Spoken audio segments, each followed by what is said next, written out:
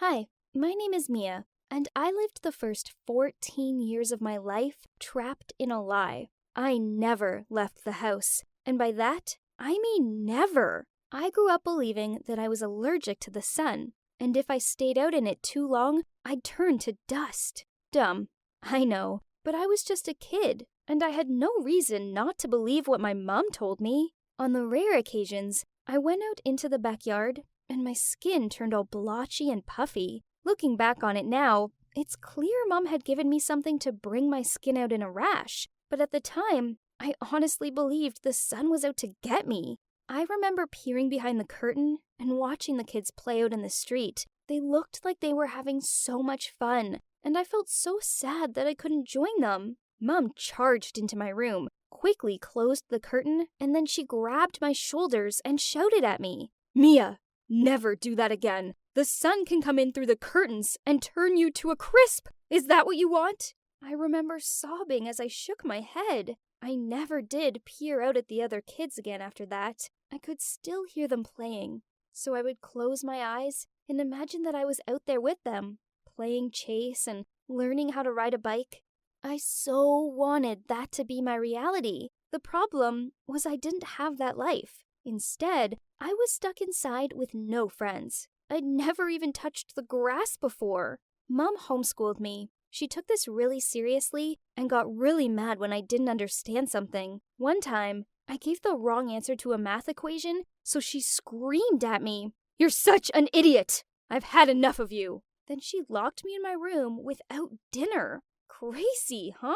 But back then, I was so scared that from then, I didn't dare to ask her anything. It's always just Mom and me, and no one else in my house. She said my dad had died when I was a baby. Again, I had no reason not to believe her. I never had a phone to talk to anyone, and who did I have to talk to? Still, I remember being fascinated by this strange object she often pressed to her ear. Whenever she was on the phone, I believed she was talking to herself. Mom would lock me in the house while she went out. Then when she returned, she'd just throw me something to eat. A sandwich, a packet of potato chips, and sometimes she changed the meal to bread. She never really cooked. I'm not even sure if she knew how to. My house was a simple old house. There's not many things in it. No TV, no sofa, a basic kitchen. I mean, it looks like an abandoned house, but I thought it was normal because I had not seen any other houses. My room was small, cold, and dark. I only had a hard mattress and some itchy old pillows. I didn't even have a bed cover. I used to shiver myself to sleep each night and dream of being out there playing with the other kids. Then, things got worse when I turned 10. Mom stormed into my room, gave me some food and a pile of books, and told me that I had to stay in my room from now on, so she knew I was safe. I put up with 4 years of this. It was horrible. She chucked my meals at me and gave me new books once a week. I felt so hungry and lonely all the time. Then one day, when evening arrived and she still hadn't fed me, my hunger pains got the better of me. So I tried the door, and to my surprise, it wasn't locked. So I snuck downstairs. That's when I saw Mom pacing the room, her phone in hand. She said, "Yes, I know, Toby. Well, she's finally of age, so when are you coming to get her?" Then she said, "Tomorrow at 10 a.m. I will be counting the money." I didn't know what was going on, but I knew something wasn't right. Then I heard Mom say, "Well, I suppose I better go and feed her then." I quickly darted upstairs and lay on my mattress. Mom appeared and passed me a sandwich and some water. She sat down next to me, which was odd, as she hardly ever did this. And she smiled at me as she said, "We need to get you cleaned up, and I've bought you a new dress to wear." "Why, Mom?" I asked her. Her smile faded into a scowl, and she kicked my mattress. "Why do you always have to be so insolent?" I didn't want to upset her further, so I didn't ask her anything else. Then the next day, Mom made me put the new dress on and let me out of my room. Then there was a knock at the door, and Mom brought this strange man in. I'd never interacted with anyone other than Mom before, so I just sat there, feeling afraid. He was around my mom's age and tall, really tall, and he had unkind eyes. He passed my mom an envelope, and she opened it and took out a lot of bits of paper. I know now that this was money, but back then, I didn't fully understand what it was. Mom counted it out, then nodded at him and said, "She's all yours." "Right. You're coming with me, sweetie." He walked towards me. What? I stared at him, open-mouthed. "Mia, you're going to live with this man now." Mom said it like it was no big deal. "That's what happens when you turn 14. You have to leave." "But Mom, why? I don't know him. I won't go." Then she slapped me and shouted out loud, "Go with him. I'm done with you." That's when I realized that I couldn't live with this woman anymore. I ran out of the front door. Surely turning to dust was better than living with any of them. Only, as the sun touched my skin, it didn't burn. That's when I knew Mom had been lying to me all this time. So I started running without knowing where I was going. I could hear Mom and that Toby guy chasing and shouting after me, but I just kept on running. Every little sound freaked me out, as I didn't understand this world and the people in it. The next thing I remember is some woman shaking me and saying, "Sweetie, are you okay?" I was so afraid at first and curled up into a ball, but then she told me she wasn't going to hurt me, she just wanted to help me. She had kind eyes, not like Mom or that man, so I told her what had happened. She looked completely shocked, but she rang the police. So it turns out that when I was a baby, I was stolen.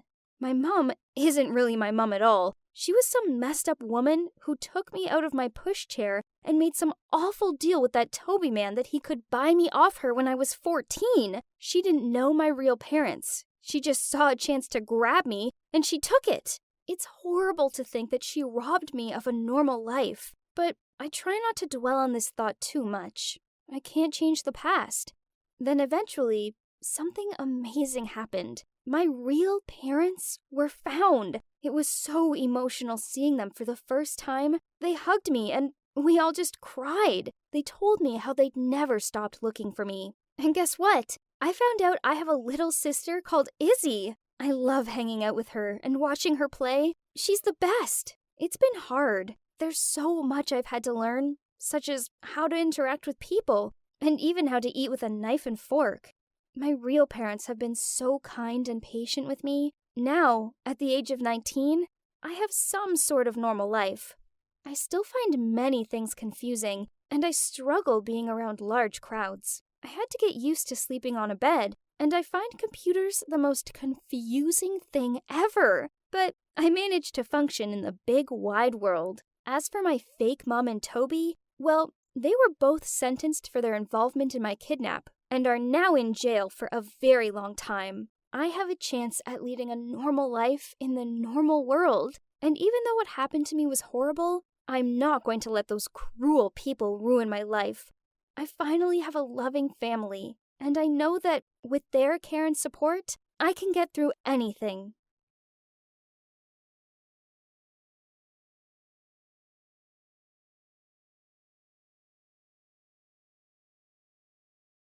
Hi, I'm Ella, and I'm 17. Have you ever been brave enough to change the things that you were too familiar with? If yes, did you encounter any difficulties? Well, for me, yeah. It's more than just changes. And this is the story of what happened to me last summer. And it's really crazy, so brace yourself. So, I grew up in a small town in Pennsylvania. When I say small, I mean it. It only had a population of 85 people. There was just one gas station, 2 small parks, 1 grocery store, and oh yeah, only 1 school. Including me, there were only 7 kids in my grade. That's right, 7 people. And my grade was one of the biggest ones. From when I was 5 years old to the time I was 15, I spent most of my time with the same 6 classmates. After being with them for many years, most of them really started to get on my nerves. Well, apart from Rosie. Rosie and I became BFFs in 3rd grade. Some other kids were teasing me about my red hair and told me that I looked like a tomato.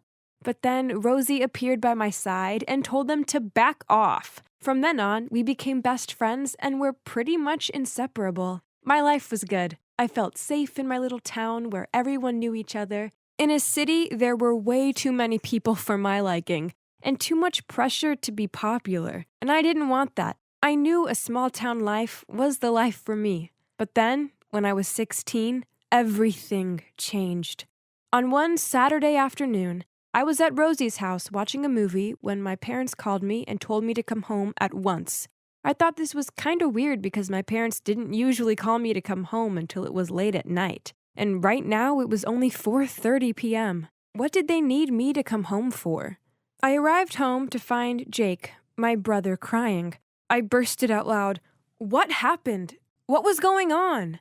Seeing me totally in shock, my dad said, Ella, we have some news. What news was bad enough to make my brother, who wasn't the emotional type, cry? Did someone have a serious illness? Had someone died?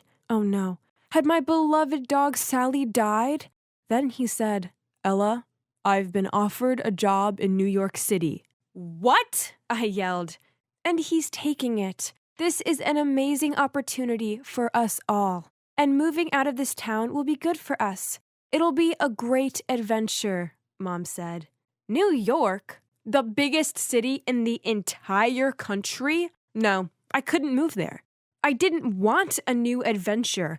I was perfectly happy where we lived now, and I didn't want to leave. But however much I sulked, shouted, or pleaded with my parents to stay, their minds were made up, and we were moving.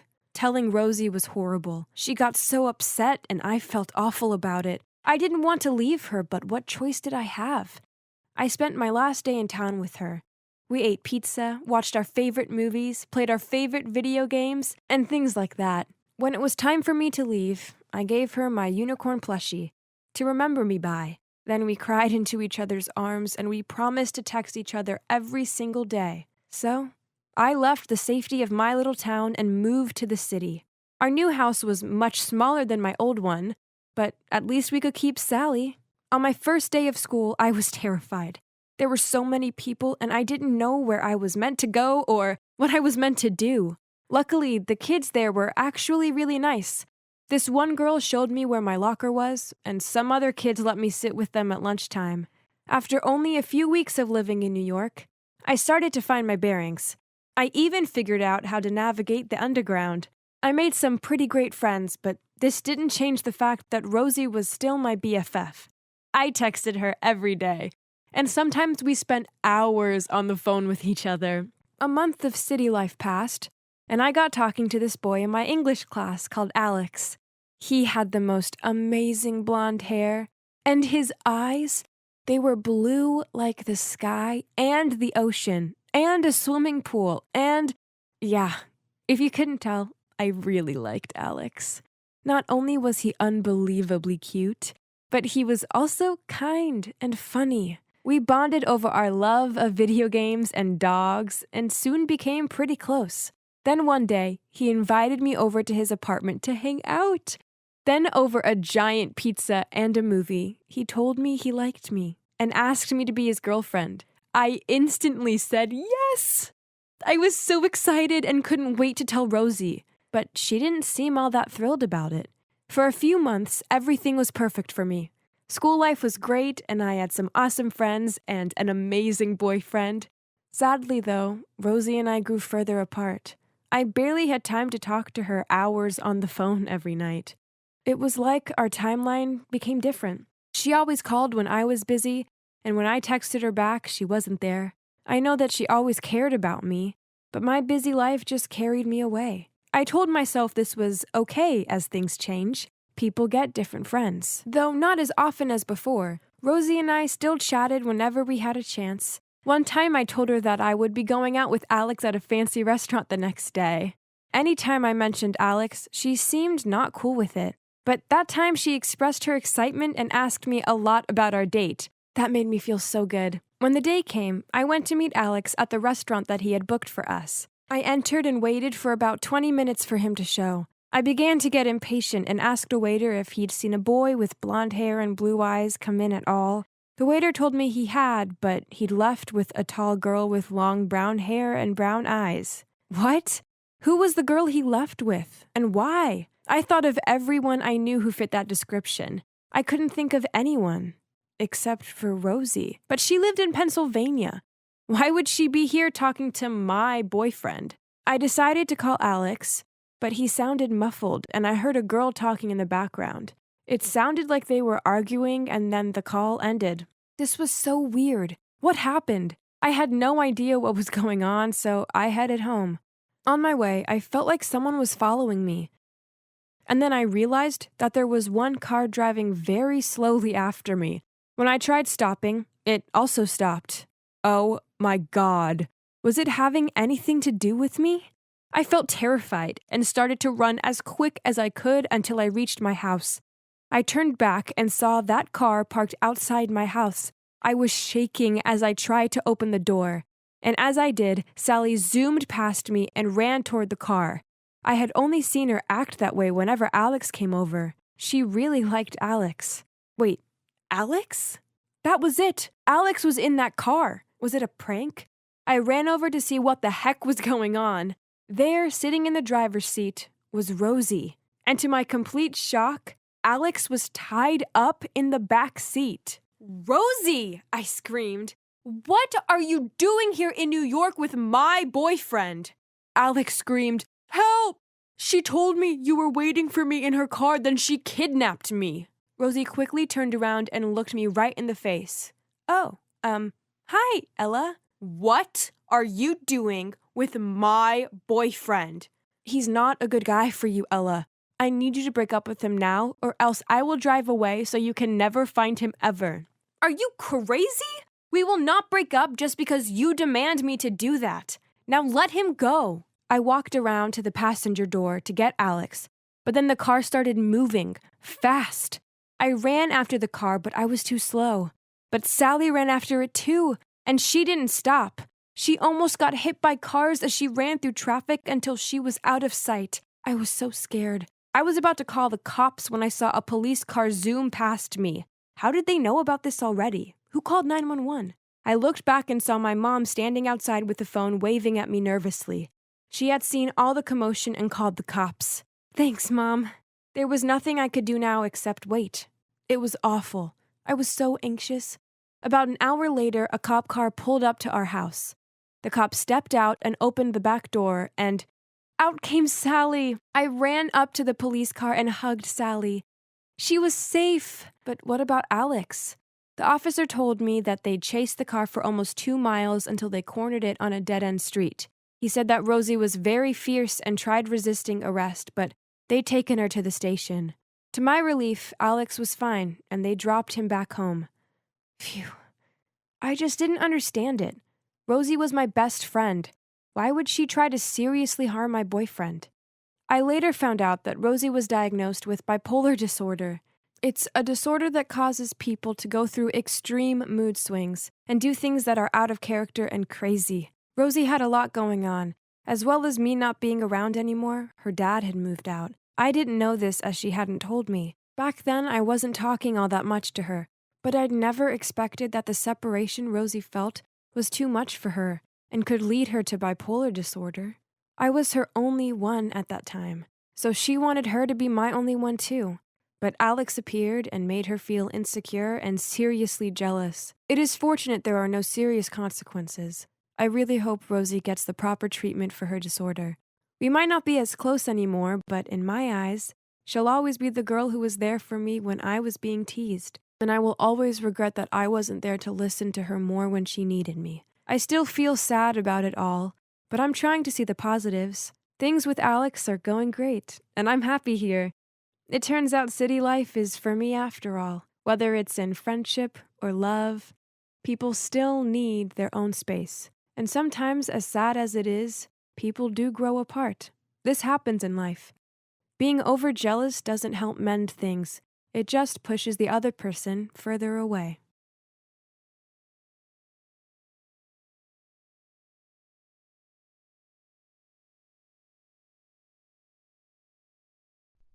Ow. Jess, can we please take a break? 15 minutes, okay? I'll go grab some Oreos. Our favorite!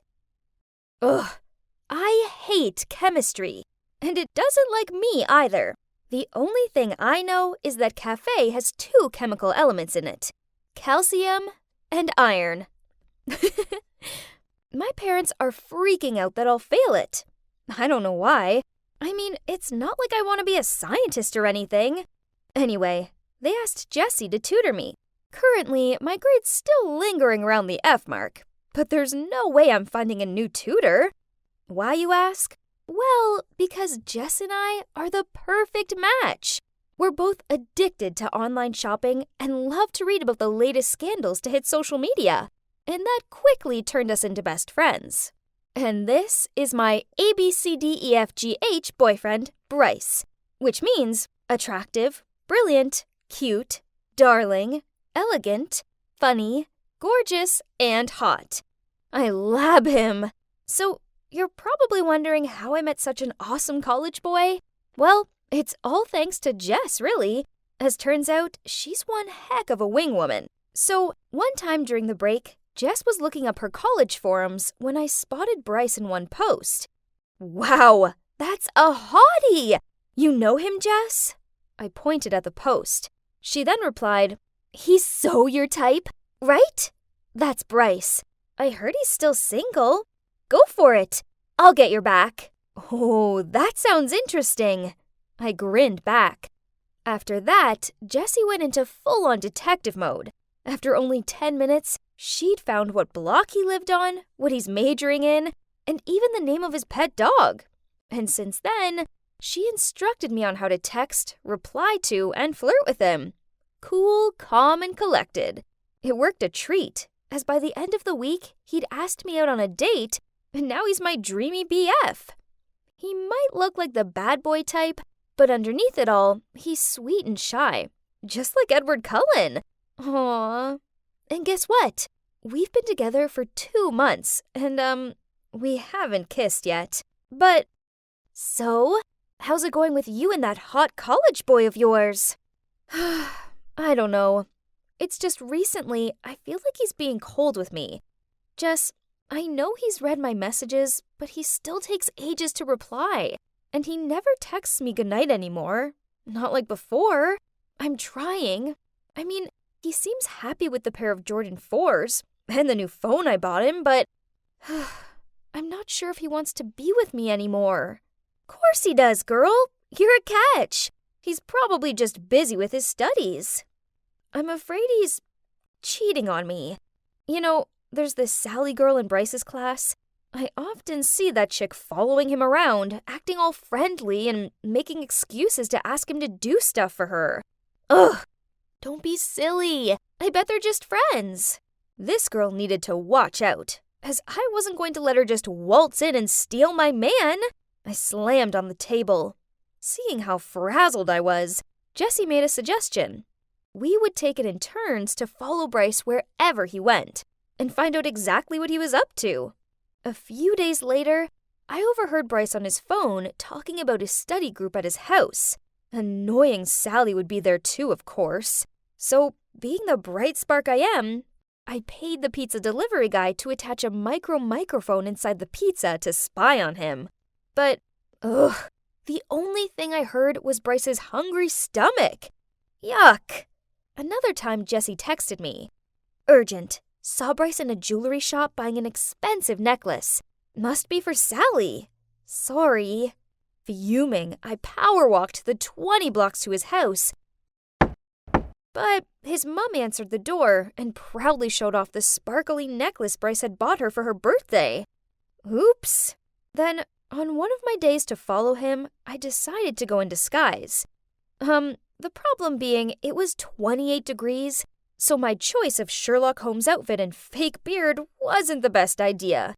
I'd just followed him into a grocery store when the world began to black out, and I tumbled straight into a display of cans. The last thing I saw was a group of people leaning over me, including a confused-looking Bryce. Babe, you're awake. But why the freaky costume?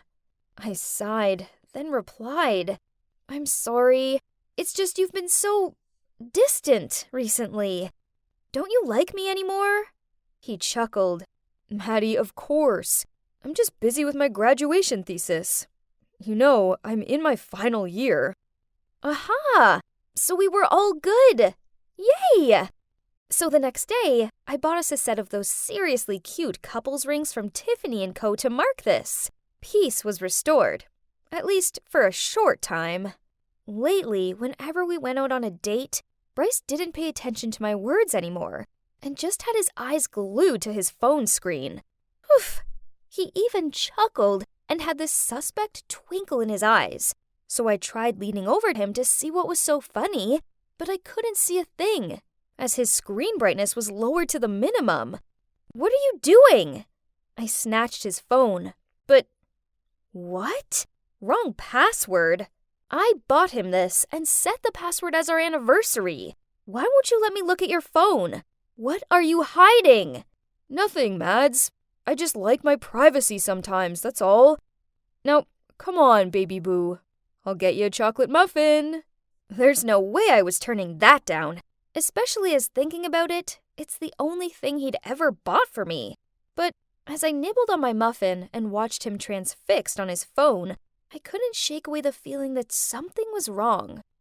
I couldn't drag Jessie into this mission, as her studies were occupying her attention at the moment. It's okay. I can solo it. And this time, I won't faint. I swear. I did my research and found the perfect spy software.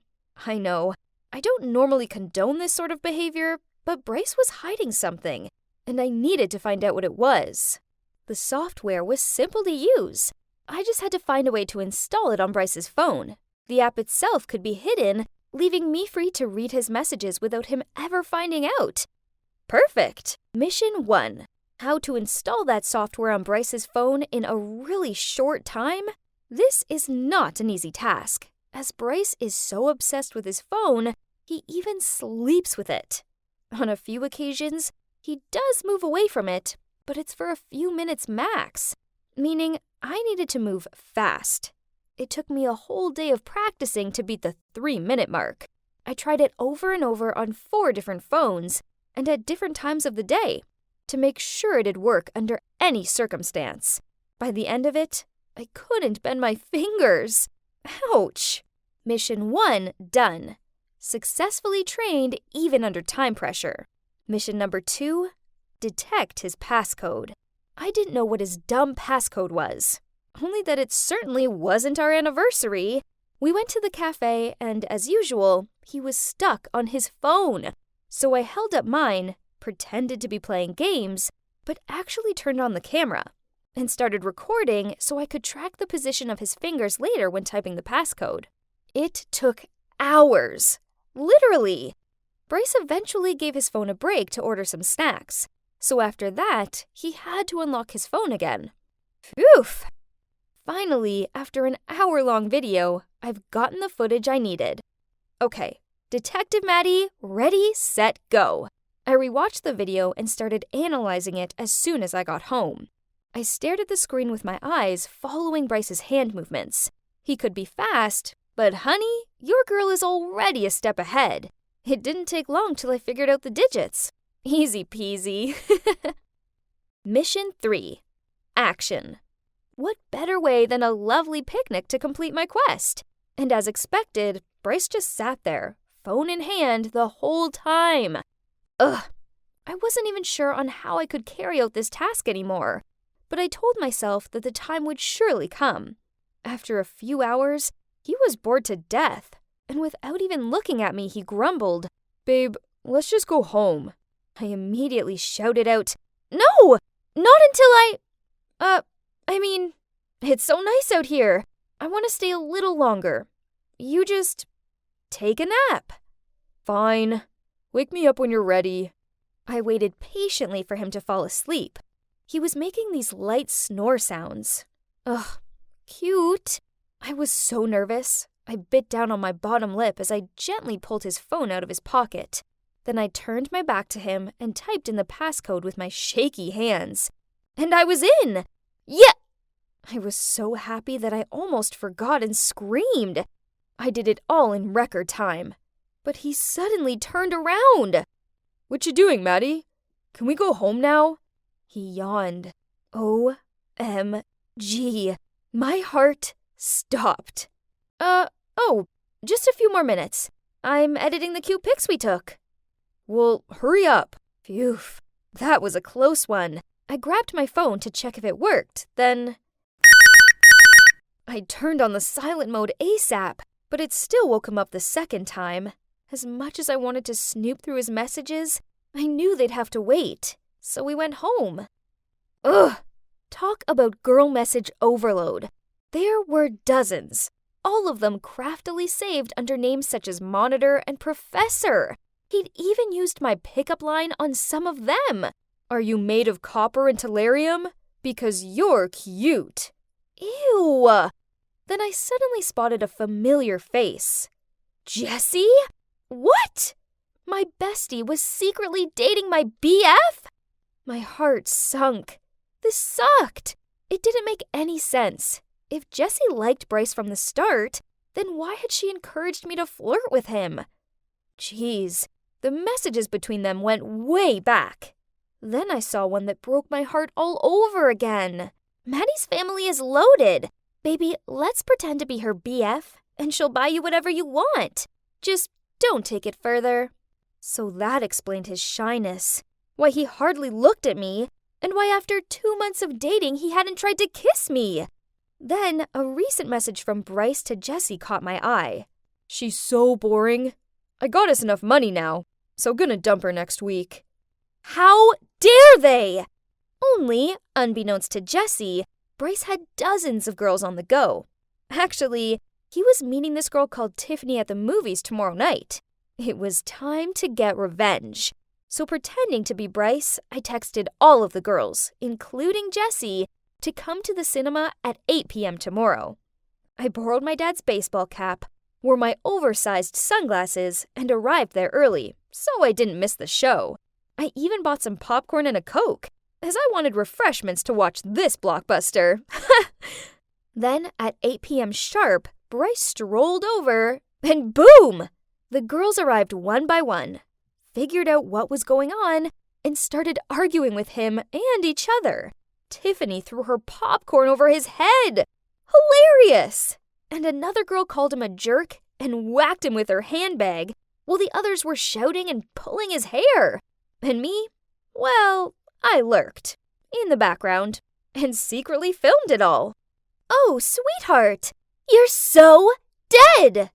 Wow, Jessie, our main character, has appeared. She took one look at the circus going on in front of her and instantly looked like a lion ready to pounce. She stormed up to Bryce, pinched his ears, and dragged him while in a high-pitched voice he said, "Ouch! Ouch, Jess! It's you who taught me all of this! I'll call you later, babes!" When these two almost passed me, I pulled off the cap and shades and jumped out at them. Voila!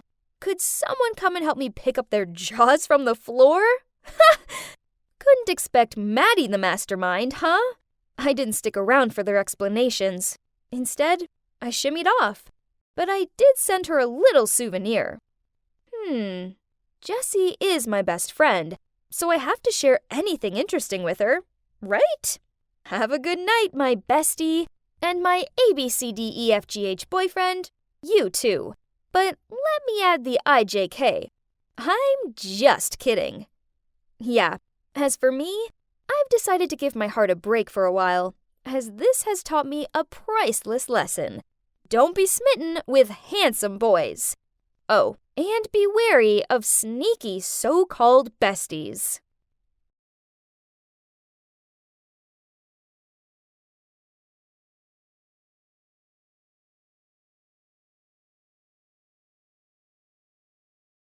Oh my God, Evan, let's get married on April 3rd. What? Are you serious? Yeah, look. Then she waved her phone in my face. On the screen was some article about choosing special dates to get married. It's 04/03/21. We could get married anyways, right? So why not choose a unique date? And you'll never forget our wedding anniversary. But babe, that's 3 days away. How are we going to arrange a wedding in such a short time? She jumped to her feet. We will marry on this special date. Then she ran off upstairs. She was kidding, right? As this idea was insane. Oh, by the way, that was Mila, my girlfriend. And I'm Evan, and we've been dating for over a year now.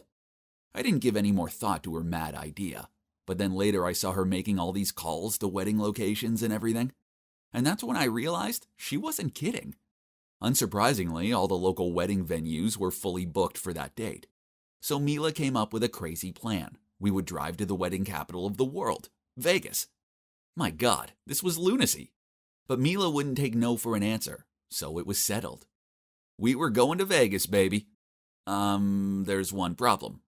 We live in Alaska, so the trip would take us about 2 days and 16 hours. We called into work to take a few days off, and then we woke up super early and began our long journey to Vegas. I have to admit that I was kind of excited about our adventure, but little did we know how many ridiculous situations we would come across on our way. We started the journey at 5:30, and only a few hours in, Mila got peckish, so she started munching on our snack supply. Later on, I was craving potato chips too, so I asked her to feed me some. But to my horror, none of the snacks were left, and we hadn't even crossed city limits yet. That's not humanly possible. Then, when we reached the highway, she suddenly said she needed a pee. I stopped at the nearest service station, but she didn't go to the restroom. Instead, she turned to me and said, "Actually, since we're here now, why don't we go grab some lunch?" Excuse me? But it was 10 a.m. And didn't she just eat all our snacks? I knew it was pointless arguing with a hungry girl, so I just followed her. After that, we hit the road again. I was getting a bit bored, so I reached for my phone to turn on some Post Malone, but Mila stopped me and said that she had something far more interesting. The audio novel To All the Boys I've Ever Loved Before. Jesus. It was so boring that it almost sent me to sleep. So for the safety of our lives and the lives of other drivers, I decided to stop at a motel to get some sleep. Besides, I couldn't endure hearing any more of Laura Jean and this guy Peter. The next day after breakfast at a diner, we were walking to our car when Mila suddenly saw a pregnant woman loading stuff into her trunk. She immediately ran over to the lady, then told me to do the heavy loading while she just stood there and chatted to her. Suddenly, the lady touched her stomach and said that she wasn't feeling well. Oh my God, don't tell me that she was gonna... Oh boy, her water broke! Quick, we need to get her in your car and take her to the hospital! My car? What if the baby comes out? But Mila didn't listen and was already helping the lady get into the back seat. My God, I hope the baby didn't slip out too soon or else I'd have to burn my car. Let me drive. You sit in the back with her. Her husband isn't here, so she needs a man for emotional support. What? That sounded absurd, but there was no time to argue. The lady began to scream because of the pain. I tried to calm her down by telling her to breathe in and out, but she just shouted, "Shut up!" Then held my hand and squeezed it really hard. Oh my God, she was going to break my fingers like toothpicks. It hurt so much I began to scream with her. Thank God we got the lady to the hospital on time. Phew, I couldn't imagine what would happen to my hand and my car if the baby had arrived any sooner. So the journey continued. As we were driving through Fort Nelson, I saw a guy holding a sign asking for a ride to the nearest service station. Of course, I ignored the dude and wanted to drive past him, but my girl Mila over here just couldn't seem to brush that aside. She made me stop the car and warmly welcomed him into our car. Ugh, that was so annoying. While I was driving, I smelled something really awful. My God, it was so smelly that I couldn't breathe. It had to be this dude. I gave Mila an angry glare, but she just gave me a guilty smile back. Well, at least she had to suffer too. I had no choice but to open the windows on a highway. Mila clutched her head as she shouted, "Are you crazy? Close the windows! The wind is ruining my hair!" Oh my God, was her hair more important than her nose? Thank God, after 30 minutes, we reached a service station and the guy got out of my car. I went to the restroom to freshen myself up, and when I came back, Mila was nowhere to be found. I was about to call her, but oh man, I left my phone in the car and she had the keys. After 45 minutes of searching, I gave up and went back to the car to find her sitting there, her arms folded as she glared at me. Where have you been? You do realize we have a tight schedule to keep." What? Was she serious? Then I suddenly heard someone coughing in the back. I turned around and to my horror saw a little boy sitting there. Why was there a kid in my car? Mila explained that his school bus had left without him and we needed to take him to his camping location. Not again, Mila.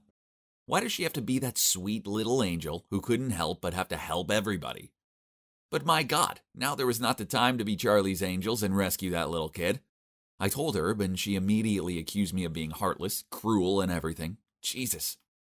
That's the third person I'd given a free ride to today.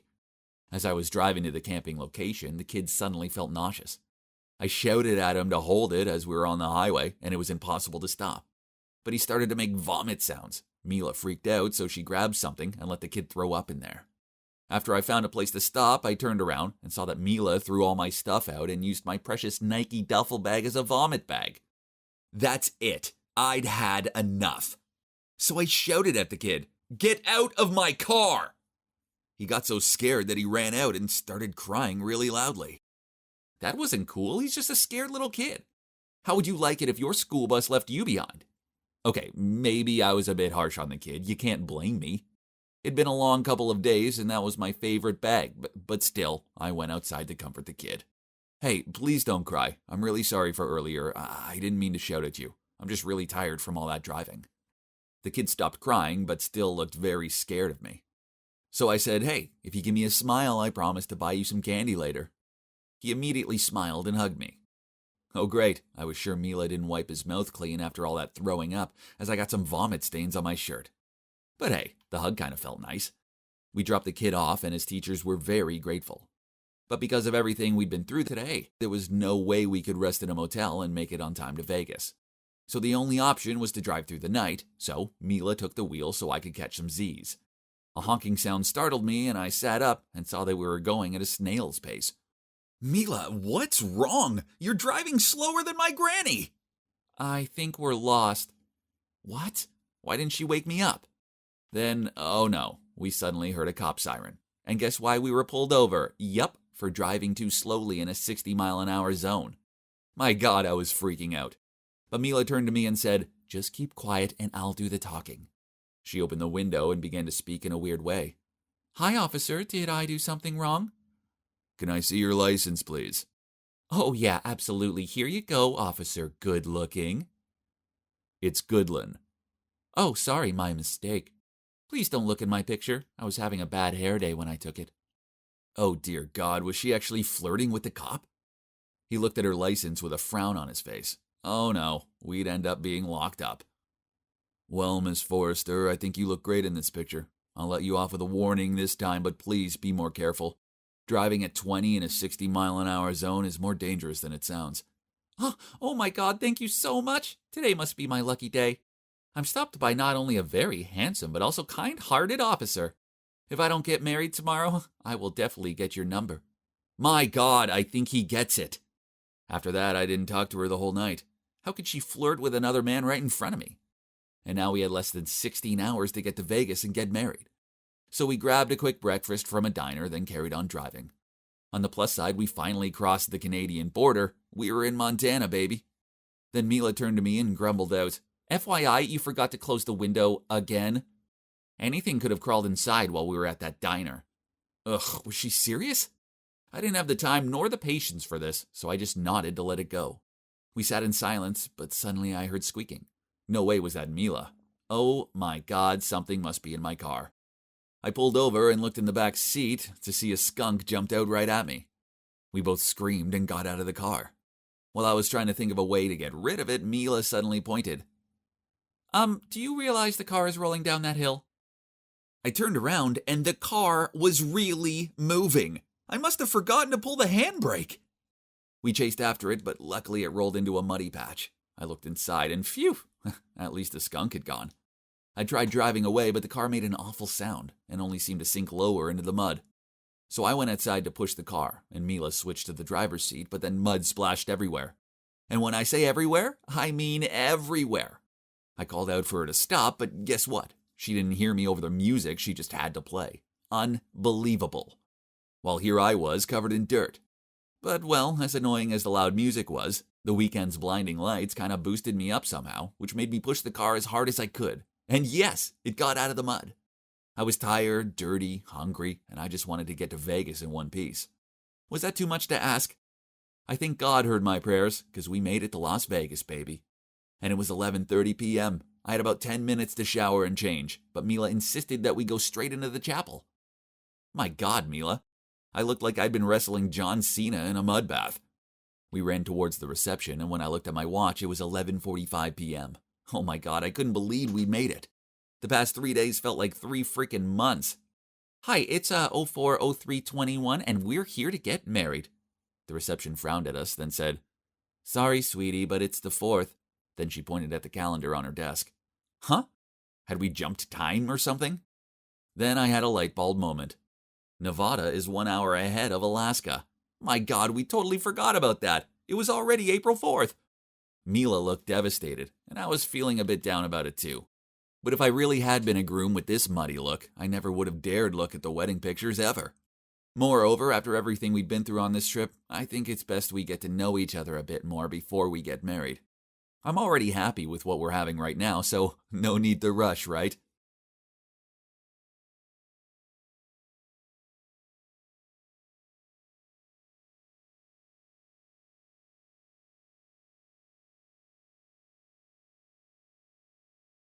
I'm so excited as it's my graduation ceremony tomorrow. Eek!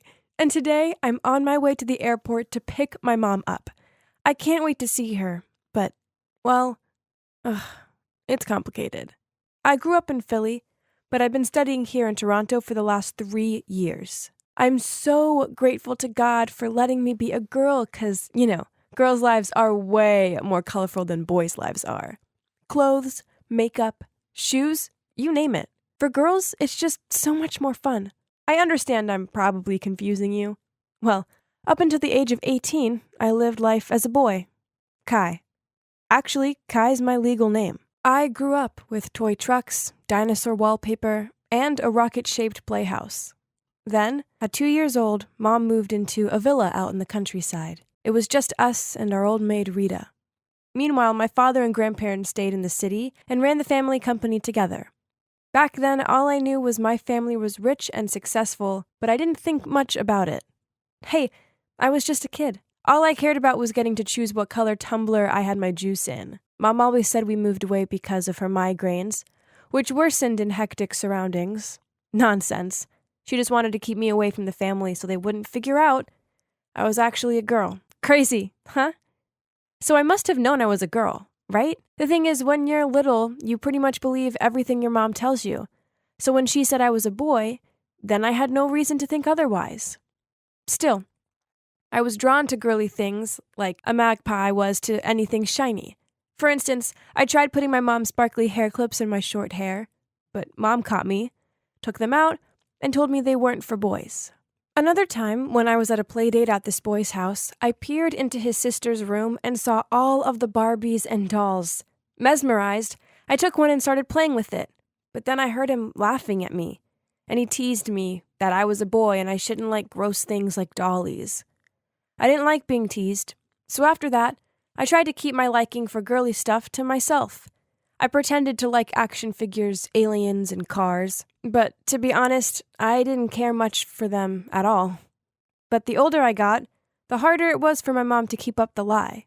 The trickiest part being the school restrooms. To hide the secret, Mom told me the bathrooms at school were dirty, and if I used them, I'd end up with scaly green skin.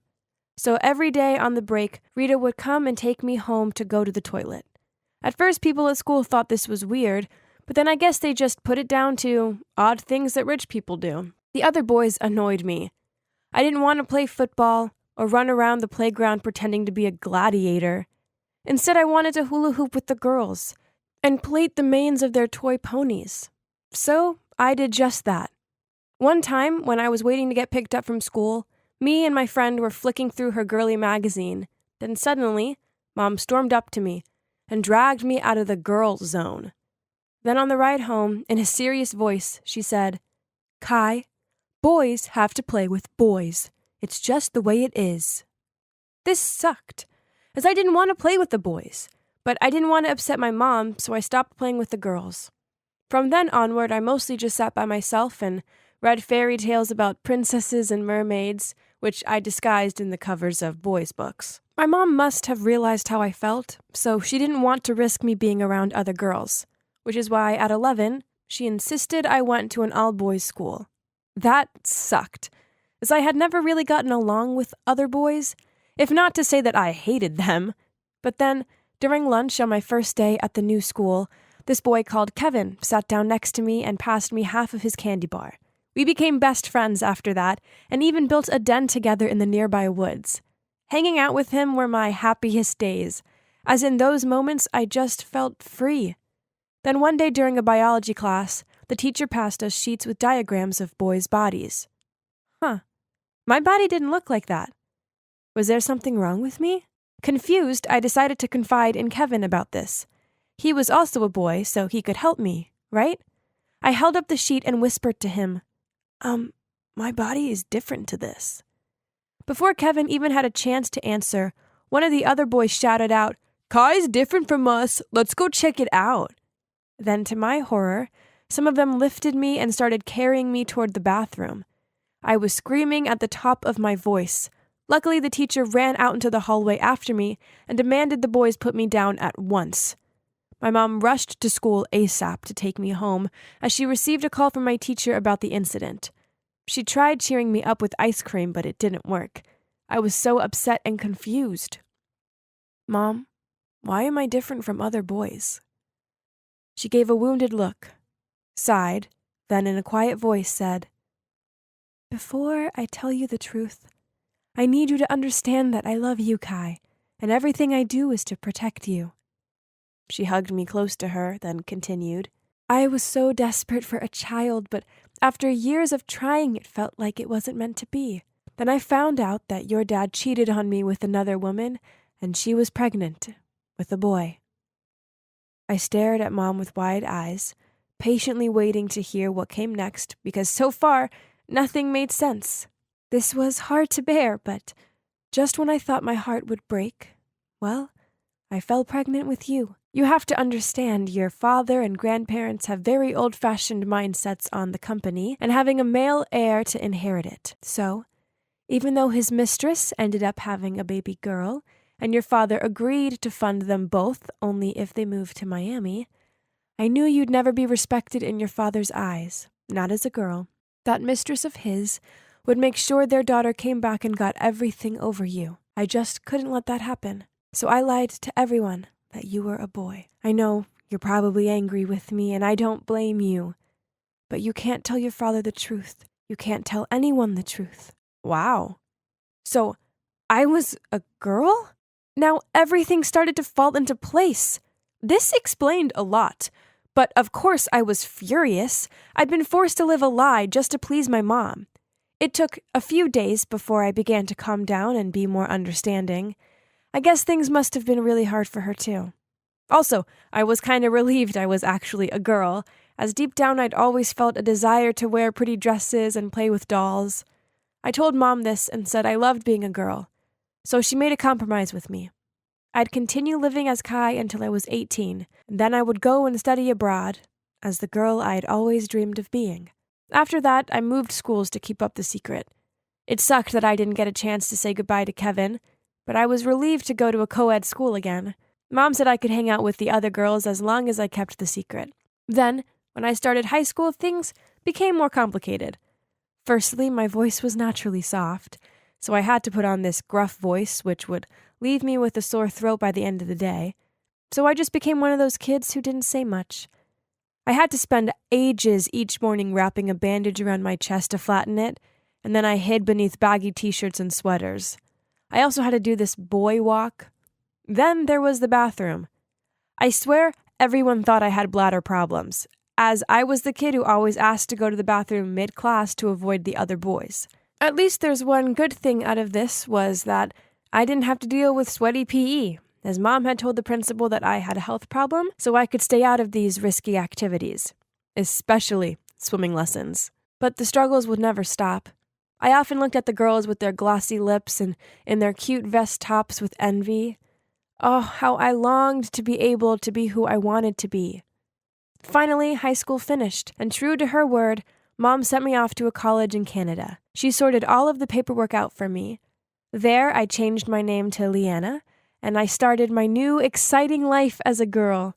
I love long, shiny mermaid hair, so I started wearing a wig. I watched so many YouTube videos on how to apply makeup, painted my nails, wore pretty outfits, and tried walking in heels. Okay, all of these things would take some practice, but it still felt amazing. I was finally free of my old fake life and I could just be me. But I knew my family couldn't find out the truth, as it could have catastrophic effects for me and my mom. So I still had to dress and act like Kai again whenever I FaceTimed Dad or my grandparents. Ugh. Time sure flies when you're having fun, doesn't it? I couldn't believe I was graduating tomorrow, and I was so grateful that Mom would be here to see it. When I picked her up from the airport, we both hugged and cried, then hugged some more. Through sobs, she blurted out, "Look at you! You look so different." "Thanks, Mom." I smiled and wiped her tears away. Luckily, Dad's workaholic, so he didn't even ask to come. Phew, as that would have been an awkward situation. As I wheeled Mom's suitcase out of the airport, she said to me, "We just need to take some photos of you graduating as Kai to show the rest of the family." I didn't want to be Kai on my special day, but I knew it was something that had to be done. So I forced a smile and said, "Sure, Mom, but let's do it where no one else can see us. I don't want my friends thinking I've gone crazy." The graduation ceremony was awesome. It felt so good to be up on that stage collecting my degree as my true self, glossy hair and all. Afterward, I took Mom to my favorite restaurant to continue the celebrations. As I twirled a piece of pasta around my fork, I said to her, "It feels so good to live life as a girl." I was thinking, I want to go back to Philadelphia and tell everyone the truth about who I am. My mom's face dropped, and then she said something totally unexpected.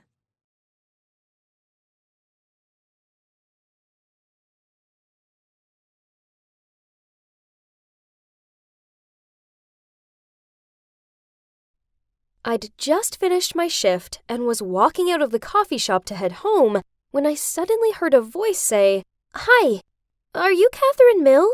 Ugh, what else? I'm exhausted already.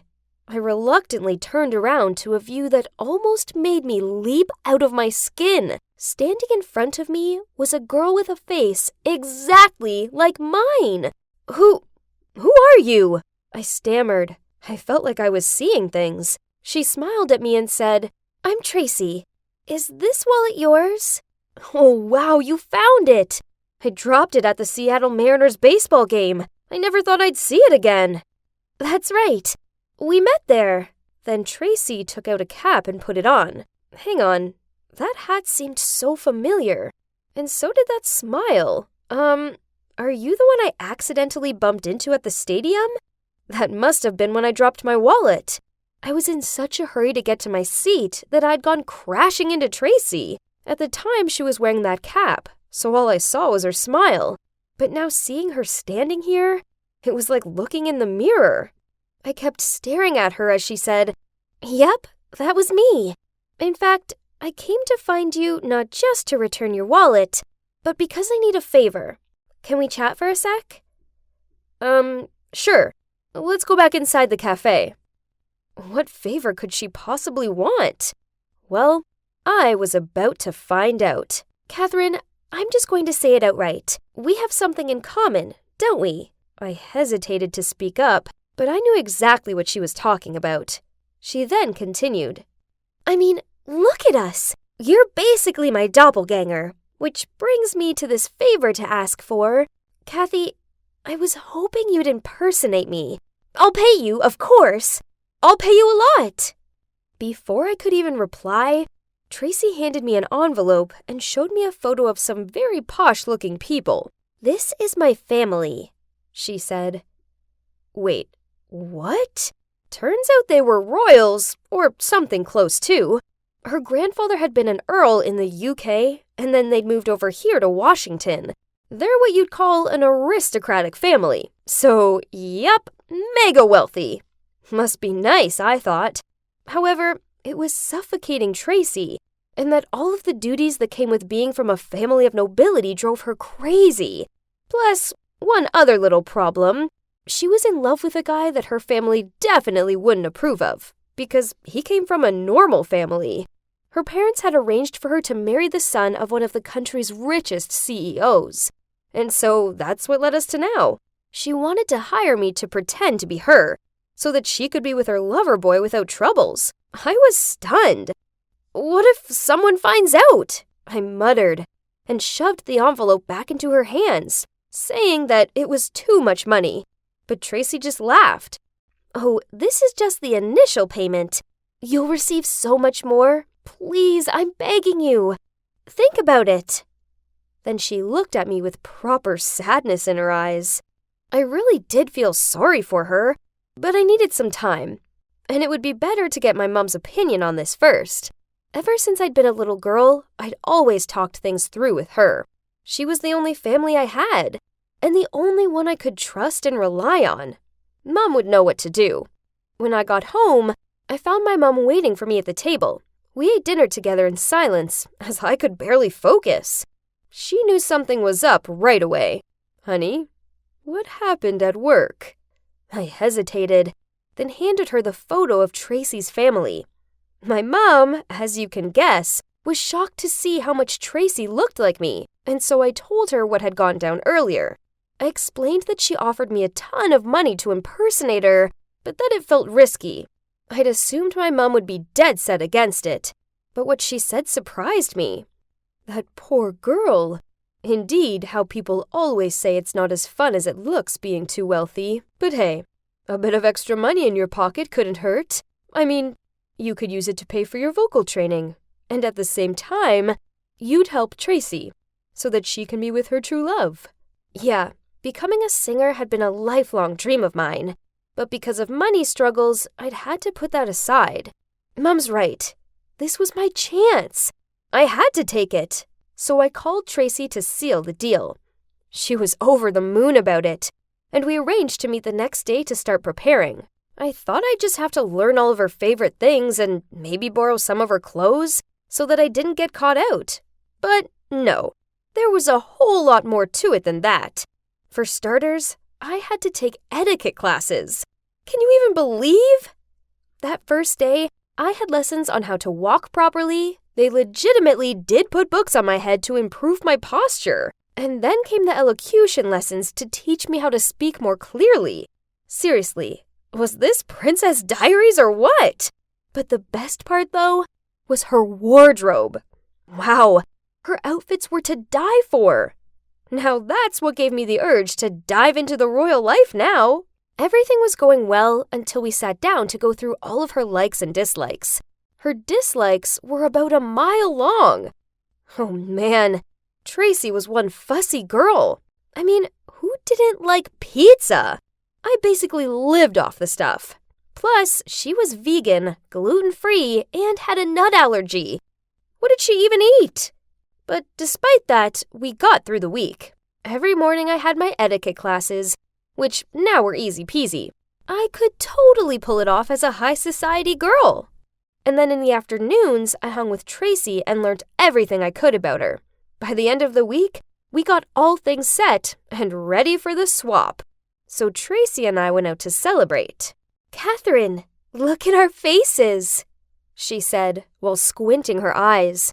I took a closer look at the phone screen and gotta admit, despite being pretty identical, there were still some differences between us. Sure, her cheekbones were more prominent and her nose was slightly upturned, but with a bit of makeup, I could fix that, right? Tracy wasn't convinced, though. "Listen, I think you're going to need to get plastic surgery." Wait, I wasn't ready for any of that. But on second thought, I guess that would be all right, as it'd only make me prettier, which would totally help with my singing career. So I went under the knife. Not only my nose and cheekbones were fixed, but they also added a birthmark to my shoulder to match the one Tracy had. I looked like an Egyptian mummy with all my bandages on, coming out of the operating room. But when the day came to remove them, I was amazed. Just a little touch-up could make me look this incredible. I twirled around in front of the mirror in one of Tracy's glitzy dresses and just smiled. We were totally going to pull this off. Tracy was even more excited than me. She turned to me and said, "Ready for the family party?" Oh, wow. So my first mission had arrived already. I nervously looked at Tracy, and she just giggled and said, "Oh, don't be nervous. It's just my cousin's baby's first birthday party. No big deal. Although Thomas's whole family will be there. That's the family I'm meant to marry into." Okay, now I was even more worried. Tracy told me to simply do what I learned in the classes. As for Thomas, she instructed me to just ignore him, as that's what she usually did. He was used to the cold shoulder. Well, the moment I arrived at the party, I was already so overwhelmed. I couldn't believe my eyes. Her cousin's house was basically a palace with butlers and a grand staircase as you entered, just like in the movies. I almost had to pinch myself that I was even there. As I walked in, one of the butlers asked me to follow him through to the banquet hall. A banquet hall? How insane! There were crystal chandeliers hanging from every part of the ceiling, and the room looked like it was literally made from gold. I noticed Tracy's dad standing in the middle of the room with a young couple and a baby. That would be Tracy's cousin, and the baby was obviously the reason this insane party had been thrown. I took a deep breath, gathered myself, and walked towards them in the way my etiquette teacher had taught me.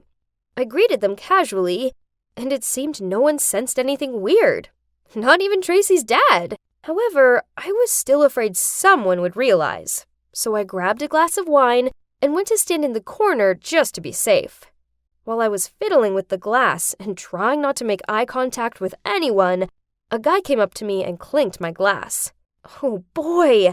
The coolest, most handsome guy ever was standing there grinning at me. I smiled back at him politely, trying not to blush, and then I realized, wasn't he Thomas and Tracy, the happy couple?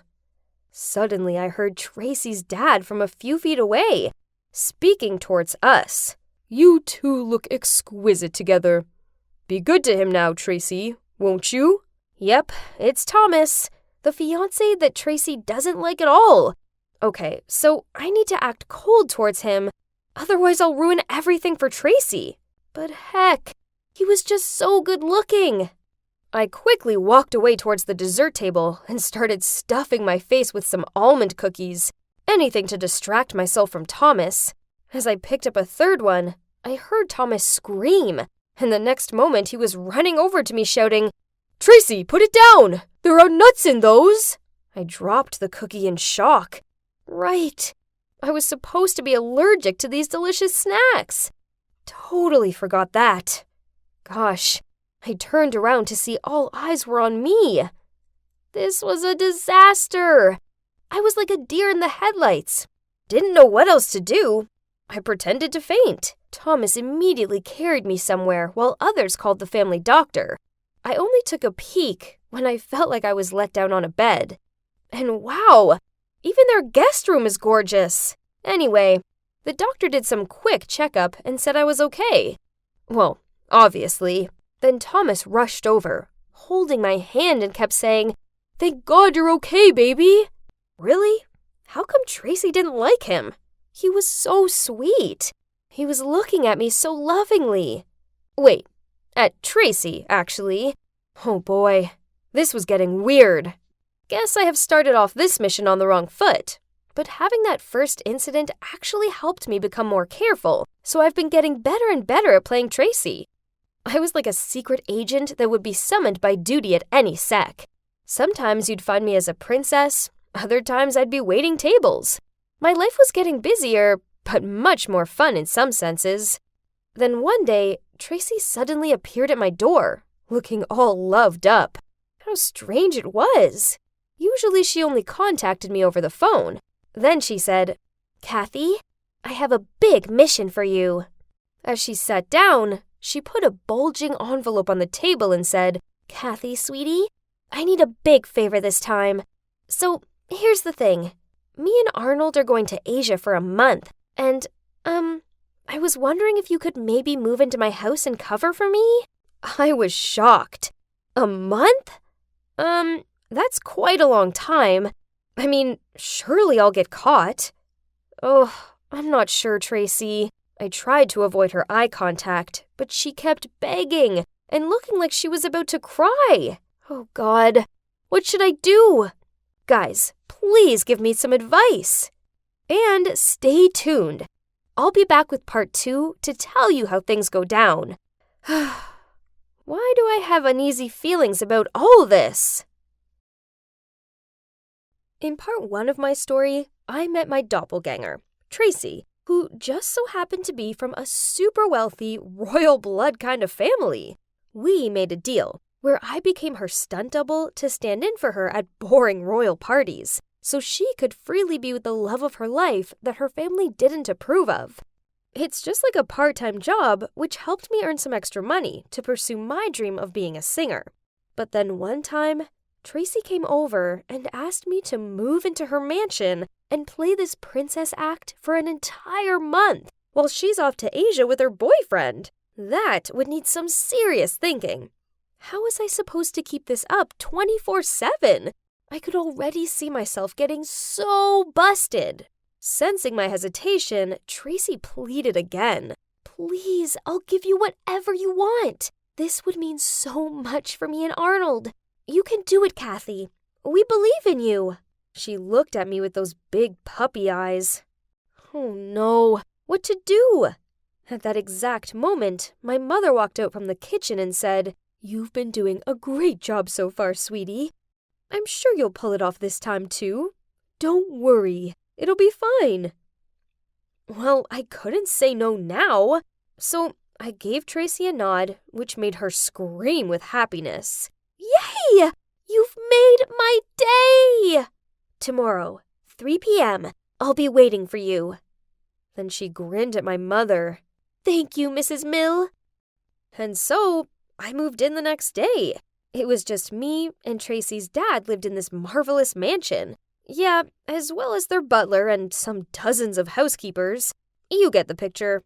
Luckily, Tracy's dad was rarely home, so I basically had the place to myself. It was bliss. I didn't have to lift a finger. If I wanted a glass of wine, I just rang the bell and a glass would be waiting before I even put the bell down. One day, I felt like Mexican food, and they actually flew one of the top Mexican chefs in just to make me a burrito. I could seriously get used to this whole royal blood thing. However, there were a few moments where I totally messed up. One time, Tracy's dad had a day off, so we ate dinner together. I was so nervous that I totally forgot that Tracy was left-handed, and her dad noticed right away. Sweet pea, since when are you eating with your right hand? I stammered, trying to make something up. I've recently seen some research saying I should start using my right hand to train the left side of my brain too. Just experimenting, Dad. Oof, that was close. But it didn't stop there. Doris, the housekeeper, came into my room one day and joked, Tracy, when did you become so tidy? If I didn't know better, I'd say you had been replaced by a secret twin sister or something. I totally froze, trying not to let Doris know that she had just hit the nail on the head. I laughed it off. Oh, Doris, don't be so silly. It's me. Check my birthmark. I was kind of bored and just thought I could clean it up a little bit. But it's even more boring. Ugh. It's all yours now. I passed her my unfolded blanket and swiftly left the room. Each close call like that reminded me to be more careful. But other than that, my new life was full of wonderful things. Especially when I had Thomas by my side. At first, I tried to act as cold as possible towards him, just like how Tracy would normally treat this fiancé of hers. But tell me, how am I supposed to ignore such a perfect man? He often came to visit me or took me to places. He always gave me all these butterflies with his charm and elegant gestures, and it wasn't long before I realized I had feelings for him. I just couldn't help it. He made me so happy. One night, instead of having some fancy 8-course dinner date, I suggested we try something more casual. So we went bowling and grabbed some burgers. We had so much fun, and at one point, he took my hand and said, "Thank you for opening your heart to me and giving me a chance to be your man," as he put a soda can ring on my finger. Come on, who wouldn't melt to that? And when he dropped me home, he leaned over to kiss me. Oh my God! My heart was thumping in my chest as I got out of the car.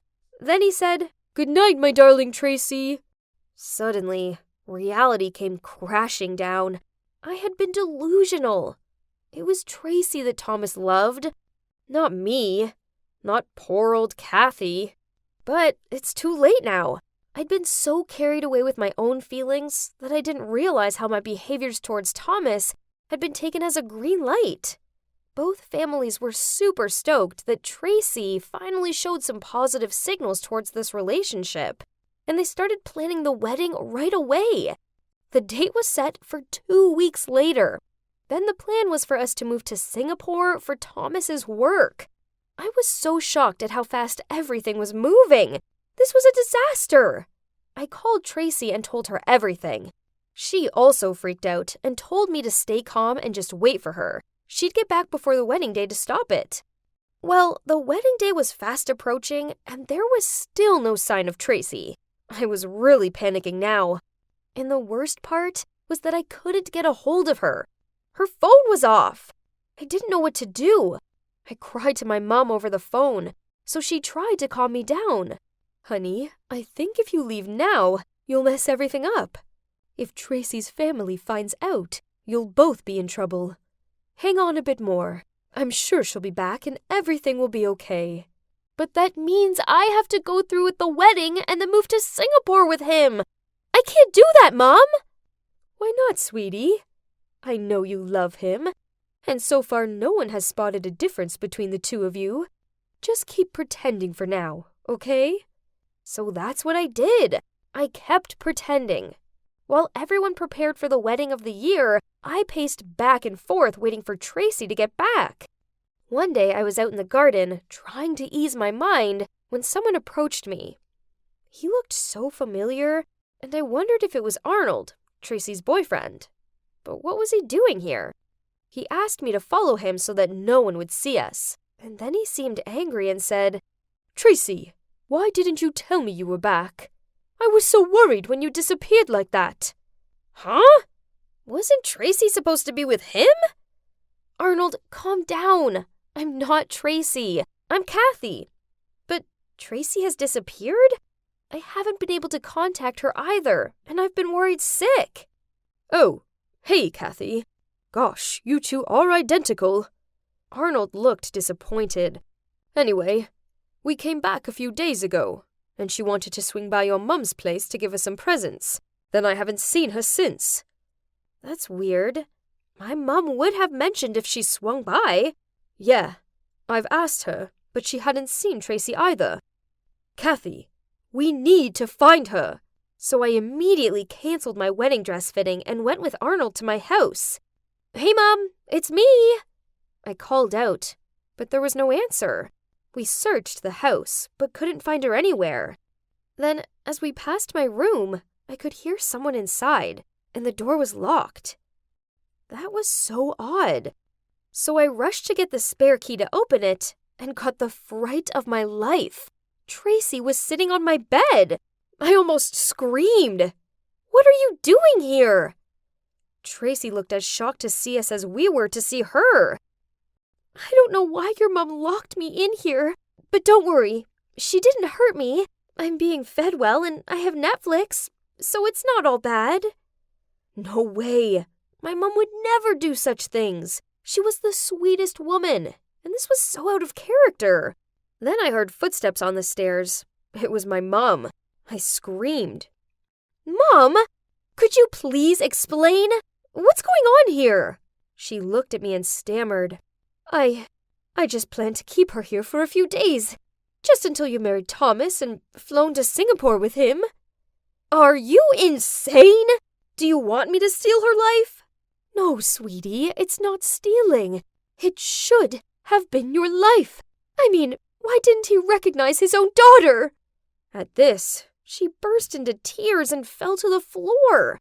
Arnold rushed over and helped her up and said, What do you mean, his own daughter? And that's when my mom told me that Tracy is actually my half-sister.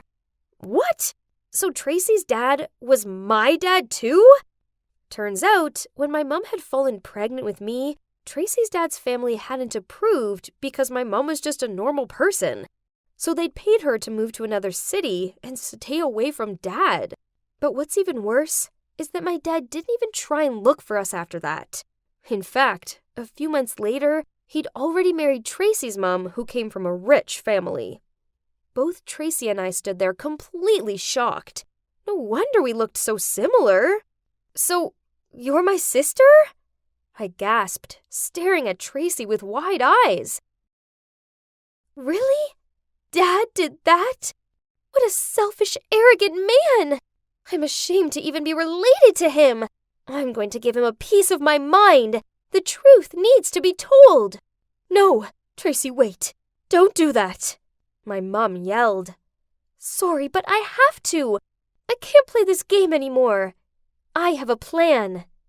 At that, Tracy walked off and Arnold ran after her. Here we go, I thought. And eventually, the wedding day of Thomas and Tracy rolled around. Me, my mom, and Arnold showed up in disguise. When the vicar asked them both to say I do, Thomas said it immediately. But Tracy paused. The whole church held their breath waiting for her I do, but it never came. Instead, she said, I can't do this, Thomas. I'm sorry. That's when Arnold appeared, and Tracy ran towards him and held his hand. This man, he is the true love of my life. Of course, Tracy's dad was furious. He got up from his seat and yelled in front of everyone, What on earth is going on? And that's the moment when I felt so proud of Tracy. She said, I don't love Thomas, Dad, and he deserves to be with someone who truly loves him back. That's what marriage is about, right? It should be based on love, not status or money. And anyway, I don't want to hurt someone the way you did. What are you talking about? Who did I hurt? He looked stunned. My mom, Kathy's mom, and Kathy herself, too. Tracy pointed over at me and my mom. Everyone in the church gasped as they looked from Tracy to me and back again. We really were identical. He looked like he was going to faint when he saw my mom. And then with a shaking hand, he pointed to me and said, And who is this? My mom walked towards him and said, This is Kathy, your daughter, the one you abandoned. Wow, I didn't think my mom had it in her. Honestly, the tension in the air was crazy. People started whispering and shuffling in their seats. That was when Thomas said, So, which one of you is Tracy? I decided this was my moment to speak up. I'm not Tracy. I'm Kathy. I've been taking her place during the past month. I'm so sorry for lying to you this whole time. I couldn't even look him in the eyes as I put in his hand the soda ring that meant so much to me. Thomas looked disappointed and marched off. I ran after, trying to stop him, but he didn't care. Only, when I tripped and fell to the ground, he turned around to say, Why would you do this? Giving me false hope? And for what? Honestly, it would have been better if you'd treated me the way Tracy the Ice Queen does. I'm sorry, Thomas. I didn't want to hurt you. My feelings for you are real. I started to cry. You're so selfish, Tracy. Oh no, wait. I mean, Kathy. Then he walked off. In the end, the wedding was obviously canceled. Tracy's dad, or should I say, our dad, had no choice but to accept Tracy and Arnold's relationship. I was so happy for her. Dad, of course, also apologized to me and Mom, and even offered me to come and live with them. But I refused. I wasn't about to leave my mom. However, I did accept his offer to pay for my vocal training. At least, I could live this dream of mine. Because I doubted I could make my other dream come true. My dream to see Thomas again. I was heartbroken. Still, I had to get on with life. Maybe I'd meet someone else. Pretty soon, it was time to graduate from my first semester of vocal training, and I was going to have my first ever solo performance to an audience. I was so nervous, but I sang with all my heart, and afterwards, as I left the theater, someone ran up to me with a giant bouquet of flowers. Unbelievable! It was Thomas! I burst into tears and he said, Hi, Kathy. I'm Thomas. Nice to meet you. That put the widest smile on my face. I then ran into his arms saying, It feels so good to hear you call me by my real name. Yes, I'm Kathy. I know we just met, but will you be my boyfriend? And you guessed it. The rest is now history. We're currently planning our wedding. For real this time. And I've honestly never been happier. Lisa! Lisa! Wait up!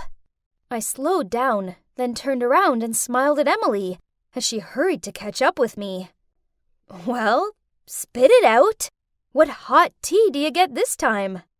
Lisa, you are not going to believe this. Eden likes you. I raised an eyebrow. Huh? You're kidding, right? No. She furiously shook her head. It's true.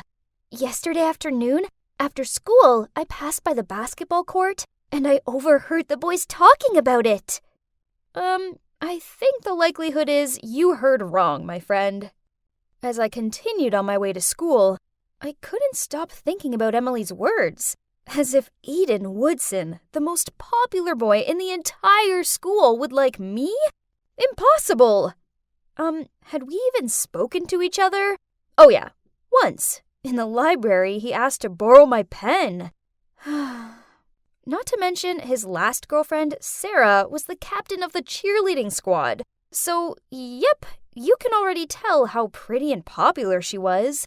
They only split up because she moved away. Well, look at me. Talent? Well, my coordination is 0, thanks to being short-sighted. Pretty? Nope. And my Coke bottle glasses don't help in this department. The only thing I was okay at was studying, which is why I was assigned the role of class president. Think fast. A cheerleader versus a class president? See? Figured. Throughout the day, Emily wouldn't quit insisting that what she'd heard was correct. Ugh, I know she meant well, but didn't she realize how humiliating this was for me? Even if she did hear Eden say that, he was probably just kidding around. Emily, please stop. I just want to take these tests in Mrs. Pierce's classroom, then go home. But Lisa... I gave her my best I'm being serious look, so she let out a defeated sigh, nodded, then walked away from me. Finally, peace at last. I dropped the tests off, then as I was walking back along the corridor, I saw Eden leaning against his locker as he talked to a boy on the basketball team. For some reason, curiosity got the best of me, so instead of walking past them, I found myself ducking behind the corner and eavesdropping on their conversation. So, what else are you still waiting for? Talk to her!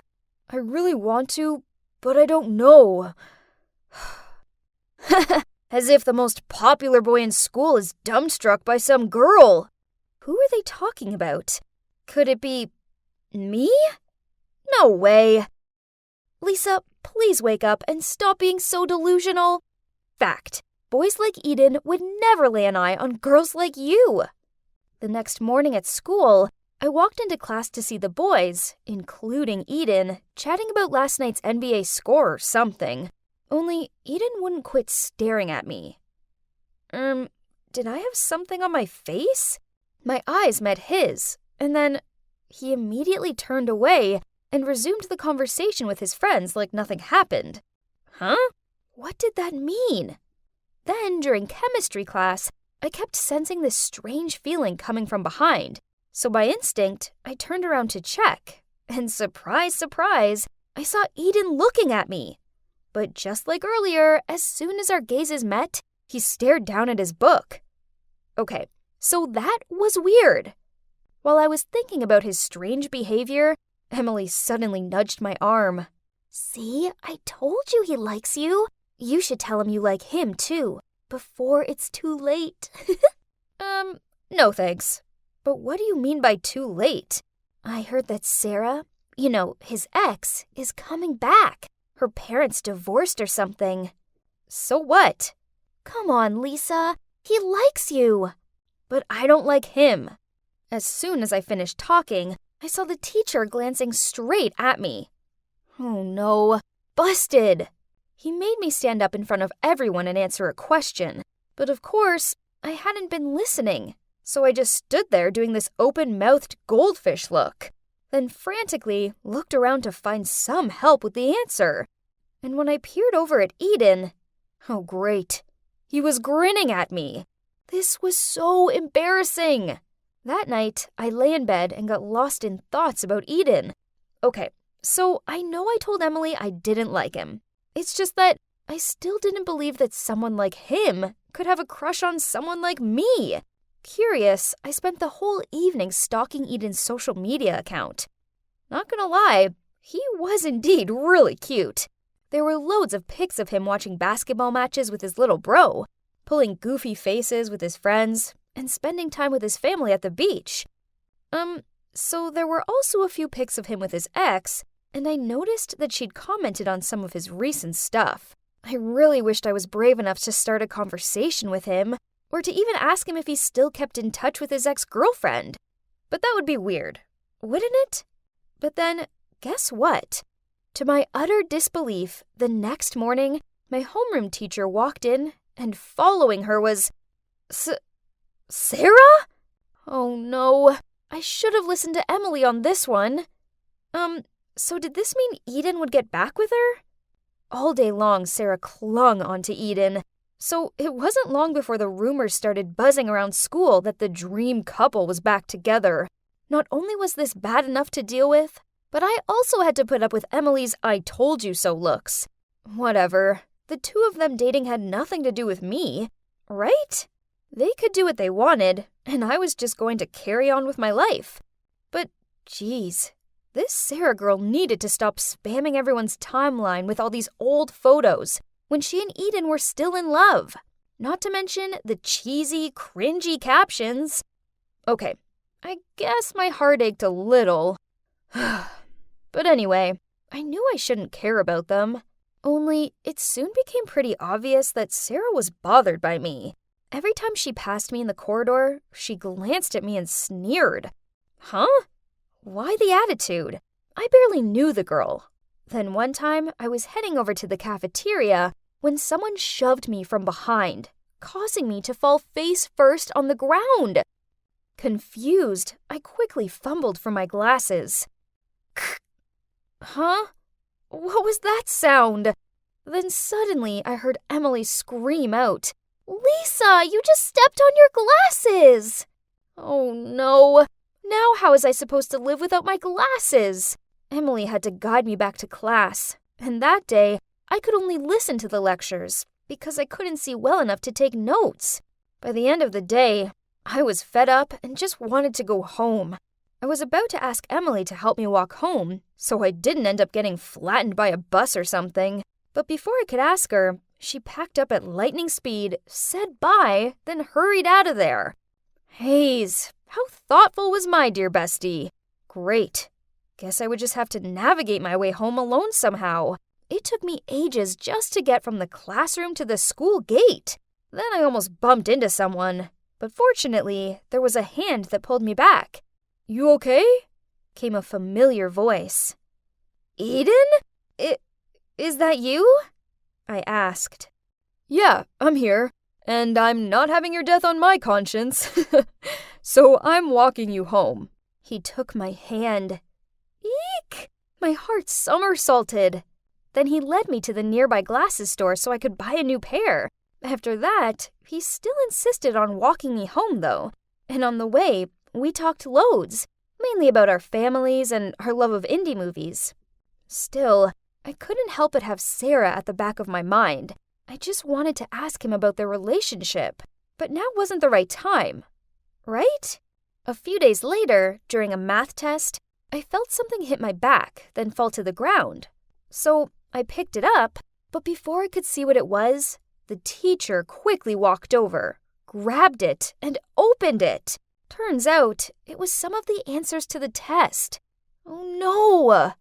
I tried explaining myself, but he told me I would get detention and was not allowed to take the test anymore.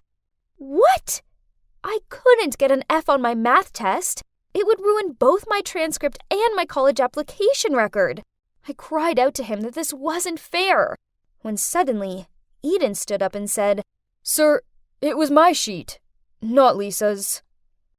So both of us ended up being banned from taking the test. And the teacher believed that because I picked the note up, I was still just as guilty. I didn't think this day could get any worse. Oh, how wrong I was.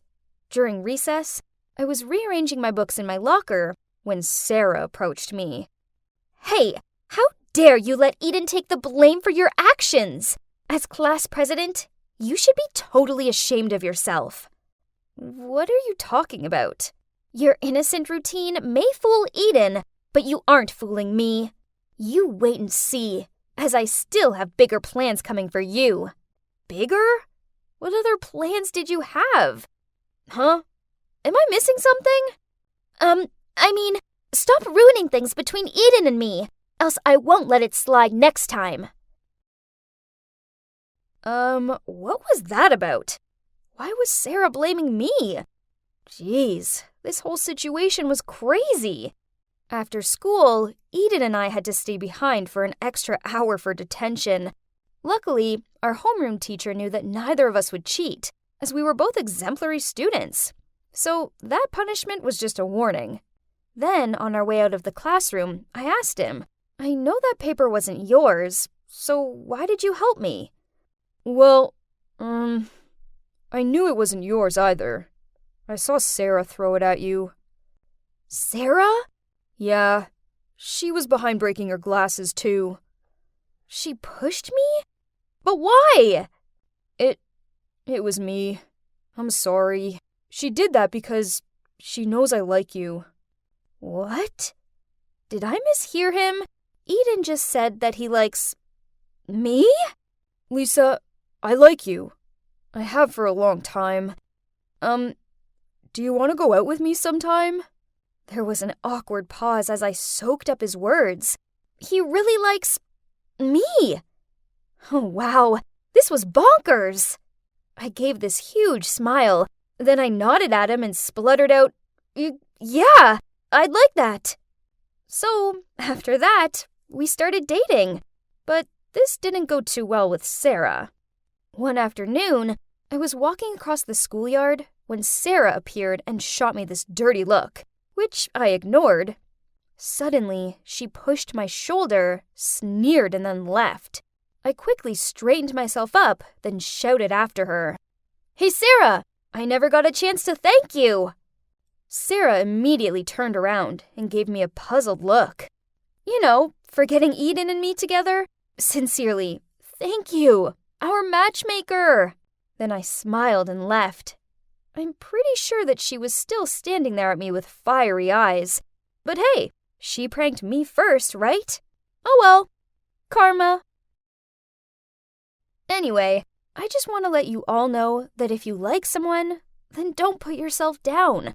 Instead, be confident and brave enough to tell them how you feel. Because not everyone is lucky enough to have an expert matchmaker like Sarah around to help.